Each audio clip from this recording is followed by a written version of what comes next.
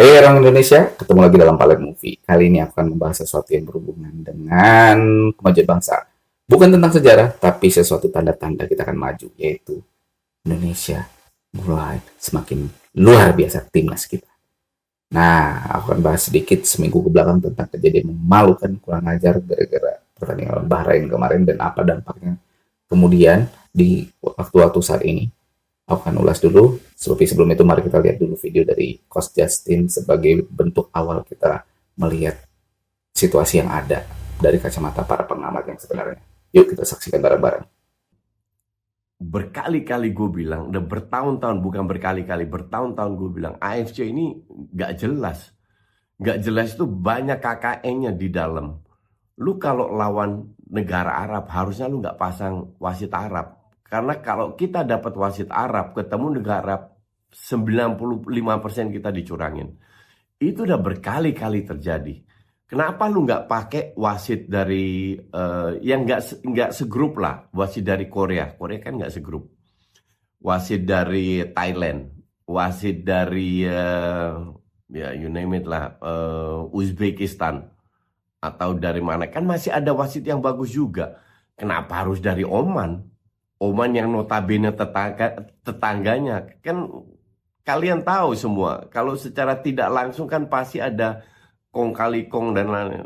It doesn't make sense gitu loh. Ini kita benar-benar dirampok. Harusnya kita dapat 3 poin. Dan jangan kaget kalau Bahrain ini terulang lagi, karena ketua AFC itu Bahrain juga ya. Jadi dipaksa seperti lawan Australia, kartu merah juga. Dengan mereka ya keberuntungan dapat ini, harusnya sekarang mereka kalah, sesimpel itu. Bukan karena kita bagus, tapi kita lebih efektif. Berapa peluang sih yang didapatkan oleh si Bahrain? Nyaris nggak ada. Sekali syuting itu juga setengah peluang. Yang lain nggak ada peluang besar. Setengah peluang yang gampang. Oh ya, satu save yang syuting ke free kick kalau nggak salah ya. Syuting ke karangan di save. Sisanya itu setengah peluang, nggak banyak juga. Kita nggak dapat banyak peluang juga, tapi di babak kedua kita dapat 2-3 kali counter yang cukup membahayakan sampai kita bisa cetak golnya si Strike. Oke, dari sini kita bisa lihat ada dua hal ya. Pertama, wasit. Sebelum kita lihat dulu kontroversinya, kita lihat dulu ini. Kenapa penunjukan wasit itu harus orang yang bisa dibilang satu konfederasi lah ya. Misalnya itu daerah yang regional mereka, yaitu daerah Arab ya. Arab itu Asia Barat Daya lah kita anggap ya daerah itu. Nah, Oman, Bahrain itu tetanggaan gitu. Tetanggaan itu kan kita tandingin sama Bahrain. Bu ya carilah dari konfederasi lain atau wilayah lain ya. Misalkan wasitnya itu dari, ya kalau Jepang nggak mungkin, berarti Korea nih. Kan beda grup sama kita. Kenapa nggak pakai itu wasitnya nih? Atau kalau nggak, ya benar kata Coach Jatin, bisa dari Thailand, kan itu lumayan juga. Atau ya Iran juga nggak masalah gitu, karena kan masih jauh lah itu. Atau India kalau ada juga. Itu pertama, penunjukan wasitnya juga kan aneh gitu. Walaupun kita juga bertanya-tanya kenapa PSSI mengiyakan, atau selama ini memang tidak ada yang bisa menembus itu, kalaupun kita protes. Sehingga muak, sehingga tidak ada memprotes dulu dari awal. Atau penunjukannya mendadak. Mungkin 2 hari sebelum atau bagaimana. Nah ini kita juga perlu analisis bareng juga sebenarnya. Tapi ya untuk hal ini, ketika pertandingan ini antara Bahrain yang jelas-jelas tetangga wasit asal Oman ini itu kan jadi sesuatu yang janggal sebenarnya. Itu yang poin pertama. Poin kedua yang semakin janggal itu adalah kita tahu sendiri ternyata kata Coach Justin itu betul juga ya, bahwa Presiden AFC itu adalah seorang yang berasal dari Bahrain sendiri. Sekali lagi, presidennya Bahrain.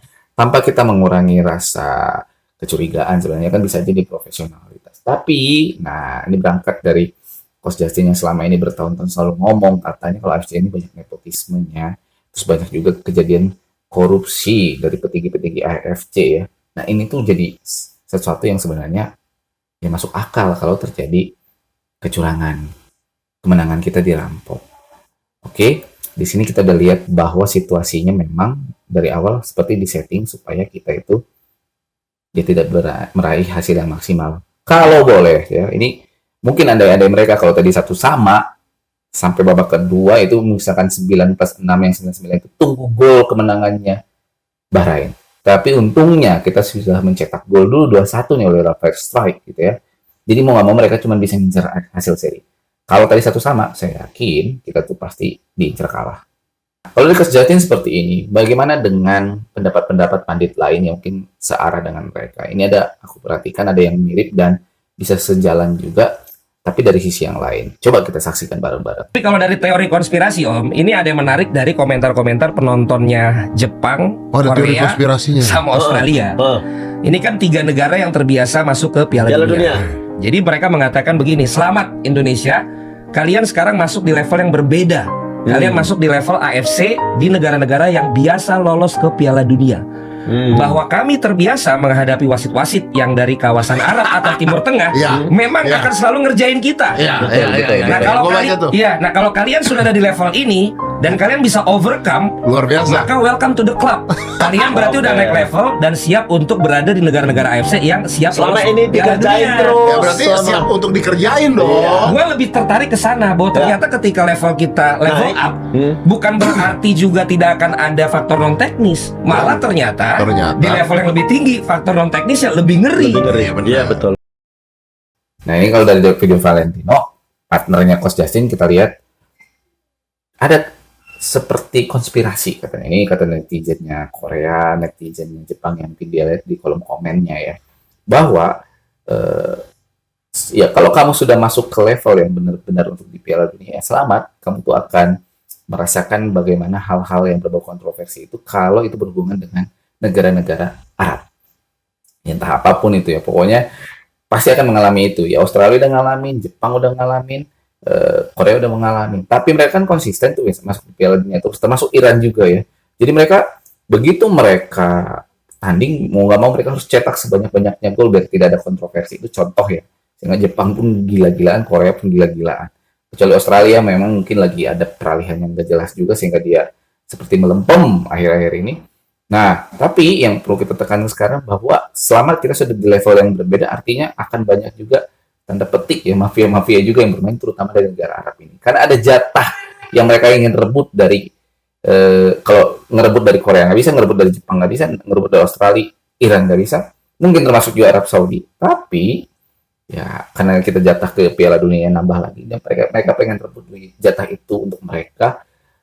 Nah, Indonesia kebetulan ada di dalamnya nih untuk perebutan itu. Jadi karena baru ya di istilahnya apa ya, udah disingkirin aja nih. Nah, itu yang jadi masalah sekarang. Mereka tidak tahu ternyata negara kita ini, netizennya kan luar biasa nih. Meledak kita semuanya.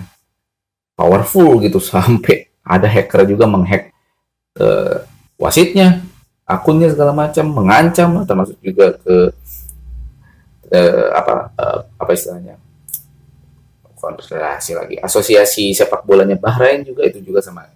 Jadi ya mungkin dihack itu karena apa ya, mungkin kemarahan kita juga itu salah satunya, karena memang benar itu dicurangi. Nah, dicurangi dan membuat kita ya pasti muak ya, kemenangan kita benar kata Coach Justin, dirampok di sini. Tapi nah anehnya responnya dari tapi anehnya respon dari mereka justru lucu ya. Timnas Bahrain malah mengajukan untuk mengganti venue tuan rumah. Mereka nggak mau datang ke Indonesia karena merasa timnasnya diancam. Berarti dia udah ngadu ke AFC, mungkin yang ngadu ke FIFA, pokoknya mengajukan untuk perpindahan kandang buat timnas Indonesia ketika nanti tahun depan kita akan menjamu mereka. Kan kurang ajar ya, aneh ya, istilahnya kenapa bisa demikian. Kalau mereka benar-benar tidak melakukan sesuatu yang salah, seharusnya mereka berani dong menghadapinya. Tapi ini kan malah merekanya sendiri ketakutan gitu. Ya kan tahu mungkin barbar atau gimana. Padahal kan kita kayak kalau selama kita benar ya is oke. Tapi separah-parahnya kita jadi kita mau ngapain sih sebenarnya? Tapi memang kita pasti kita akan janji intimidasi itu jelas. Itu kan gunanya juga supporter. Tapi bukan berarti sampai melakukan hal kriminal dong. Minimal itu wasit jangan macam-macam kalau di kita nanti. Netral aja gitu. Buktinya waktu kita lawan Cina kan kita tepuk tangan, kita sanjung wasitnya juga. Ya itu memang harusnya seperti itu, profesional. Tapi si Al-Kaf ini kan tahu sendiri gimana cara dia bermain, apalagi dia pas dia larinya itu malah ke pas cetak gol itu dia malah lari ke kerumunan Bahrain lagi, kayak riang gembira. Itu kita semakin tahu nih ada fulus-fulus yang masuk ke situ. Nah, Bahrain pun mengajukan untuk mundur kalau misalkan tidak disetujui segala macam. Dan benar, FIFA tidak menyetujuinya. Tetap harus main di kandang Indonesia karena tidak ada force major, tidak ada yang bermasalah untuk kandang Indonesia ini. Tapi dasar mereka ketakutan, mereka mengancam balik, malah ngomongnya Bahrain siap dicoret dari kualifikasi Piala Dunia.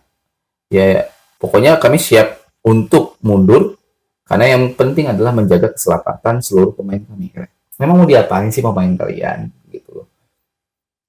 Ya kalau memang kalian memang tidak melakukan sesuatu yang salah, ya sebenarnya ya udah datangnya. Tapi kalau melakukan sesuatu yang salah dengan cara seperti ini, sama makin Anda tidak berkelas, sobat gitu ya. Termasuk juga kayak Irak juga ngomong, ngapain? Malaysia juga pengen ngomong, ya kenapa Indonesia marah-marah orangnya gitu. Selama kamu benar, ya udah. Gitu. Tapi kalau kamu salah, kamu ketakutan, itu hal yang wajar. Tapi tenanglah, kami juga masih manusiawi lah. Memang Erick Thohir dan kawan-kawan tuh nggak mikir apa. Sekali nanti kita macam-macam sama Bahrain, bisa jadi coret dari kualifikasi kita sekaligus semuanya kan. Tapi kita janji memang, kita akan mengintimidasi. Kita akan lebih mengerikan, supporternya akan lebih membuat gemuruh di Gelora Bung Karno itu supaya tentunya itu merusak konsentrasi Anda gitu loh. Tapi kalau Anda kuat mental ya oke gitu loh. Tapi kalau sekuat-kuatnya mental, kalau dari awal juga ada rasa bersalah sih susah ya. Pasti tetap aja kalian juga akan ya mungkin gagal fokus lah nantinya, dan itu bisa mengakibatkan kalian kalah. Tapi kalau kalian mau juga ya, daripada kalian merasa gengsi atau merasa kalian paling benar sehingga kalian memilih untuk mundur, sok mangga silahkan saja. Kami dapat skor 3-0, nambah poin kami 3, tanpa harus berkeringat, nggak masalah gitu loh, nggak masalah. Malah kami ya bersyukur aja kayak gitu, tanpa buang-buang tenaga lagi gitu. Toh juga semua orang tahu kok yang salah tuh kalian. Semua dunia melihat, semua dunia merespon, sepakat dengan Indonesia. Terlepas ya ada dispensasi relativitas dari wasit lah segala macam, tapi kan terlalu relatif itu ngaco ya sebenarnya. Nah si Alkaf ini juga kita belum tahu nih statusnya. Konon katanya cuman dia di ban untuk pertandingan beberapa saja, yang itu hanya level di regional mereka saja kayak gitu, bukan standar untuk FIFA dia dicabut lisensinya, enggak gitu, tetap aja. Bahkan baru-baru ini dia memposting apa gitu sama Pierluigi Collina, pokoknya kayak seolah menghina gitu bahwa aku tuh masih benar gitu. Ya usah mangga gitu, nggak masalah. Cuman ingat ya, hati-hati Anda gitu. Dosa ini seumur hidup kalau memang Anda melakukan kesalahan sih.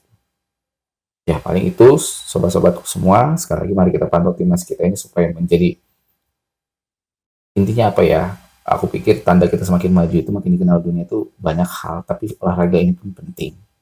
Bahwa terlihat bukan masalah timnasnya makin bagus, tapi dilihat bagaimana antusias gairah bangsa ini, itu yang perlu dilihat. Banyak tuh diaspora kita, banyak tuh pemain naturalisasi kayak ketagihan pengen lihat euforianya yang belum tentu ditemukan di negaranya sendiri loh. Nah, karena itulah bangsa ini harus dipertunjukkan terus ke luar. Semua bisa melihat bangsa ini merupakan sebuah bangsa yang besar. Sampai ketemu lagi di Indonesia yang lebih maju lagi. Hei orang Indonesia, mari dukung timnas. Kalah, silahkan tetap dukung. Sekalipun dia menang, tetap dukung. Jadi jangan ada yang mencaci atau bagaimana. Kecuali memang dia harus dikritik, itu is okay. Sampai ketemu lagi.